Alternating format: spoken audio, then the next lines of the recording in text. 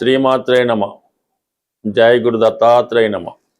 ఈ వీడియోలో మనం వృశ్చిక రాశి వారికి మార్చి 1వ తారీఖు నుంచి 7వ తారీఖు మధ్యలో జరగబోయే వారఫలాలు పరిశీలించినప్పుడు చతుర్థ స్థానంలో 4 గ్రహాలు ఈ వారంలో సంచరించడం జరుగుతుంది. దాంట్లో ప్రధానంగా దశమాధిపతి రవి, రాష్ట్రాధిపతి కుజుడు. ఈ రెండు కూడా 4వ స్థానం.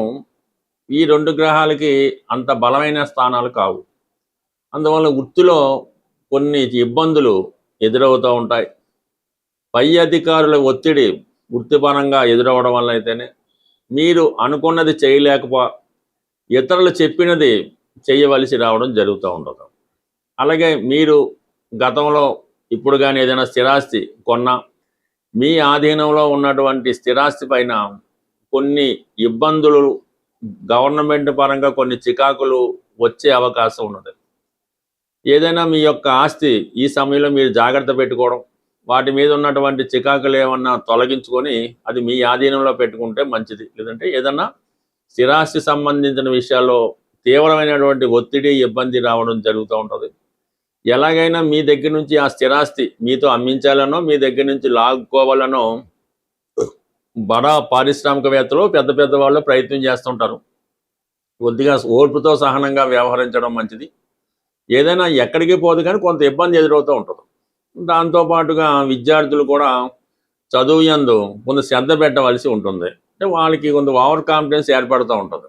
ఆ కారణం వల్ల ఏంటంటే చదువుకి అశ్రద్ధ పెట్టి కొద్దిగా డైవర్ట్ అవ్వడం జరుగుతూ ఉంటుంది. చతుర్థంలో రాహు, మరి అలాగే బుధుడు కూడా అక్కడే ఉండడం వల్ల ఈ విద్యార్థులు ఇతరుల యొక్క ప్రలోభాలకు లోనవడం కానీ కొద్దిగా డైవర్ట్ అవ్వడం కానీ జరిగే అవకాశం ఉంది. ఇది కీలకమైన సమయం కాబట్టి ఎవరైతే వృశ్చిక రాశిలో పిల్లలు ఉంటారో వారి యొక్క తల్లిదండ్రులు విద్యార్థుల యొక్క చర్యలు, వాళ్ళు ఎక్కడికి వెళ్తున్నారు, ఏదైనా చదువుకోవడానికి ఫ్రెండ్ ఇంటికని వెళ్ళి ఏం చేస్తున్నారు, ఈ విషయాలను కొద్దిగా గమనించి కొద్దిగా శ్రద్ధ పెట్టడం వల్ల వాళ్ళు ఫ్యూచర్లో ఇబ్బంది పడకుండా, మీరు నష్టపోకుండా పిల్లలు మంచి ట్రాక్లో పడే అవకాశం ఉంది. పిల్లల మీద అతి నమ్మకం పెట్టుకోకుండా ఒక కన్నేసి ఉంచడం మంచిది. సో ఏదైనా జాతకుడికి చతుర్థ భావ ఫలితాల్లో ఆందోళన కలుగుతుంటుంది. ఎక్కువ మనశ్శాంతిగా నిద్రపోలేకపోతుంటారు. ఏదో ఒక ఇబ్బంది కలుగుతూ ఉంటుంది. తల్లిగారి యొక్క ఆరోగ్యం కానీ వారి యొక్క వ్యక్తిగత జీవితంలో ఏదో ఒక ఆందోళన, చికాగో, ఇబ్బందో కనబడుతుంటుంది. ఇవన్నీ కూడా మీకు మానసిక అశాంతికి కారణం అవుతూ ఉంటాయి.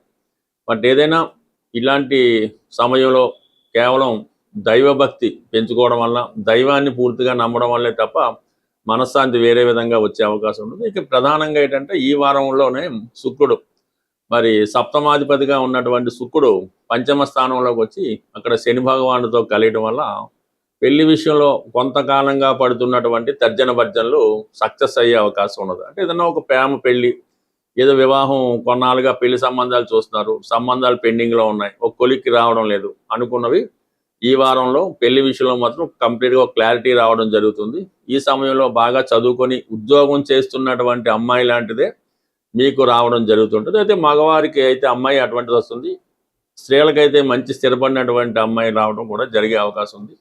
బట్ ఏదైనా పెళ్లి విషయంలో ఒక క్లారిటీ వస్తుంది, ప్రేమ విషయంలో కూడా ఒక క్లారిటీ వస్తుంది. ఎవరైతే ఏదైనా సినిమా ఫీల్డ్లో కానీ కళారంగంలో కానీ ఉన్నారో వాళ్ళకి అనూహ్యంగా ఒక మంచి గుర్తింపు అన్నది రావడం జరుగుతూ ఉంటుంది. అంటే శుక్రుడు పంచమ స్థానంలోకి వచ్చినప్పుడు మీలో ఉన్నటువంటి టాలెంట్కి తగిన గుర్తింపు రావడం జరుగుతూ ఉంటుంది. శని భగవానుడు కూడా అక్కడ ఉండడం వల్ల చాలా కాలంగా ఒక లాంగ్ టర్మ్గా ప్రాక్టీస్ చేస్తూ ఉంటారు. ఒక 10 సంవత్సరాలుగానో 12 సంవత్సరాలుగానో ఒకే వృత్తుల మీద అయితే ఒక డ్యాన్స్, ఒక మ్యూజిక్, వాటి మీద మీరు చాలా కృషి చేస్తుంటారు. అవి మీకు ఈ సమయంలో దానికి తగిన గుర్తింపు, రెమ్యునేషన్ రావడం జరుగుతూ ఉంటుంది. బట్ ఏదైనా చాలా కాలంగా మీరు చేస్తున్నటువంటి కృషికి తగిన గుర్తింపు ఈ సమయంలో రావడం జరుగుతుంది. ప్రధానంగా మనం ఈ వారంలో చంద్రగ్రహణం అన్నది 3వ తారీఖున ఏర్పడడం జరుగుతుంది. విధి విధానంగా అటు కుంభరాశి వారు, అటు సింహరాశి వారే కాకుండా ఇంచుమించుగా ప్రతి రాశి వారు కూడా ఈ గ్రహణ సంబంధించినటువంటి పరిహారాన్ని తప్పకుండా చేయవలసి ఉంటుంది. ఇప్పుడు చంద్రుడికి ఏర్పడుతున్నటువంటి ఈ గ్రహణం వల్ల చాలామందికి మానసిక అశాంతి లాంటిది ఏర్పడడం జరుగుతూ ఉంటుంది. ఏదో ఒక కష్టం జాతకుడికి కలుగుతూ ఉంటుంది. విద్యార్థులు ప్రధానంగా ఈ గ్రహణ నియమాన్ని పాటించి తగు విధంగా పరిహారం చేసుకుంటే విద్యలో బాగా రాణించి రాబోయే ఎగ్జామ్స్లో కంప్లీట్గా మీరు విజయం సాధించడానికి బాగుంటుంది. ఇటు వ్యాపారస్తులు కానీ ఉద్యోగస్తులు కానీ ఎవరైనా మీ యొక్క ఆచార ప్రకారం మీ యొక్క కుల గురువు కానీ మీ పంతులు గారు కానీ మీ ఆస్థాన పండితుడు కానీ అడిగి వారు చెప్పే విధంగా కంప్లీట్గా మీరు ఈ గ్రహణాన్ని విధి విధానంగా పాటించి తగు విధంగా దానం కూడా చేయవలసి ఉంటుంది. అది చంద్రగ్రహణం కాబట్టి ఈ బియ్యం డొనేట్ చేయడం వల్ల కలిగిపోతుంది. దాని తర్వాత కంప్లీట్గా మీరు శివుడికి ఆవుపాలతో అభిషేకం చేయించుకోవడం, వీలైతే కొంతమంది కన్నా భోజనం పెట్టించడం, అంటే అన్నదానం అది అనలేం కానీ ఒక 10 మంది అతిథులు పిలిపించి చక్కగా భోజనం పెట్టడం వల్ల ఈ గ్రహణం మీకు అనుకూలంగా మంచి ఫలితాన్ని ఇవ్వడం జరుగుతూ ఉంటుంది. ఇంకా ప్రధానంగా తల్లిగారి యొక్క ఆశీర్వాదం తీసుకున్నా కూడా ఈ గ్రహణ దోషం పోయి మీకు మంచి మనసు, మంచి ఆయుష్, మంచి జ్ఞానం వచ్చే అవకాశం ఉన్నది. సో దానివల్ల అది కంప్లీట్గా పాటించండి. తల్లిగారి యొక్క ఆశీస్సులు తీసుకోండి. తల్లిగారికి ఏదో ఒక బహుమతి ఇచ్చి వారి ఆశీస్సులు తీసుకుంటే ఇంకా బెటర్గా ఉంటుంది. సో దాంతోపాటుగా మన ప్రేక్షకులకి ఒక ముఖ్యమైనటువంటి విన్నపం ఏంటంటే, ప్రతి సంవత్సరం కూడా మా జ్యోతిష విజ్ఞాన కేంద్రం అనే ఒక ఫర్మ్ ద్వారా ఈ జ్యోతిష మహాసభలో నిర్వహించడం జరుగుతూ ఉంటుంది. సుమారుగా ఇది 10వ సంవత్సరం. ఈ నెల అంటే ఇంచుమించుగా ఈ మార్చి నెల 22వ తారీఖున ఆదివారం రోజు మన హైదరాబాద్లో ఈ సుందరయ్య విజ్ఞాన కేంద్రంలో ఈ జ్యోతిష సభ ఒకటి ఏర్పాటు చేయడం జరిగింది. దాంట్లో ప్రముఖుల్ని ఆహ్వానించి ఈ జ్యోతిషానికి ఉపయోగపడే, అంటే మీకు ఎవరైతే జ్యోతిష విద్యార్థులు ఉంటారో, జ్యోతిష్కులు ఉంటారో వారికి ఉపయోగపడే కొన్ని విషయాలు చర్చించడం జరుగుతుంటుంది. మీలో ఎవరికైనా ఈ జ్యోతిష సభలో పాల్గొని మీకు వచ్చిన విధంగా సభలో ప్రసంగించాలనుకున్నా, సభలో పాల్గొవాలన్నా మమ్మల్ని సంప్రదించవచ్చు. దీనికి ఏ విధమైనటువంటి ఫీజు ఉండదు. మరి సభలో పాల్గొన్న వారికి అన్ని సౌకర్యాలు, అంటే భోజన సౌకర్యాలన్నీ కూడా ఉచితంగానే ఏర్పాటు చేయడం జరుగుతుంది. ఎటువంటి ప్రవేశ రుసుము ఉండదు. కాబట్టి ఎవరైనా మా మీద అభిమానం ఉన్నవాళ్ళు, కొత్త విషయాలను తెలుసుకుందాం అనుకునే వాళ్ళు ఈ నెల 22వ తారీఖు ఆదివారం రోజు జరగబోయే సభకు ముందుగా మీ యొక్క పేర్లు ఇచ్చి మమ్మల్ని ప్రోత్సహిస్తారని ఆశిస్తూ, అలాగే ప్రధానంగా ఈ వారం నుంచి శుక్రుడు ఉచ్చస్థితిలోకి వచ్చి మరి కొన్ని రాశుల వారికి మాలవ్య మహాపురుష యోగం అనే యోగం ఏర్పడింది. శుక్రుడు బలంగా ఉన్నప్పుడు మరి లక్ష్మీదేవిని ఆరాధించడం వల్ల, పూజించడం వల్ల మనకి తొందరగా అమ్మవారి ఫలితం ఇవ్వడం జరుగుతూ ఉంటుంది. అందువల్ల ఏంటంటే ఈ సమయంలో మీరు ఈ రాబోయే ఈ మార్చి 1వ తారీఖు నుంచి 25వ తారీఖు మధ్యలో కనీసం ఒక 18 రోజులు పెట్టుకొని ప్రతిరోజు కూడా విధి విధానంగా లక్ష్మీ అమ్మవారిని, అంటే మీరు ఏ రూపంలో అమ్మవారిని ప్రసన్నం చేసుకున్నా పూజించినా పర్వాలేదు, కలవ పువ్వులతో అమ్మవారిని ఏదో ఒక శుక్రవారం రోజు కానీ మంగళవారం కానీ ఏ రోజైనా కలవ పువ్వులతో అమ్మవారిని అలంకరించి, వీలైతే ఈ ప్రతిరోజు కూడా, అంటే ఈ శుక్రుడు ఉచ్చలో ఉన్న రోజులు కూడా శ్రీ సూక్తం కానీ, లక్ష్మీ స్తోత్రం కానీ, కనకదార స్తోత్రం కానీ పారాయణ చేస్తూ కంప్లీట్గా మీరు ఈ విధానం పాటించడం వల్ల, అలాగే ఏదైనా అమ్మవారి ఆలయంలో అమ్మవారి కలవ పువ్వులతో అర్చన చేయడం, దానివల్ల ఏంటంటే మీకు అమ్మవారు తొందరగా అనుగ్రహించడం జరుగుతూ ఉంటుంది.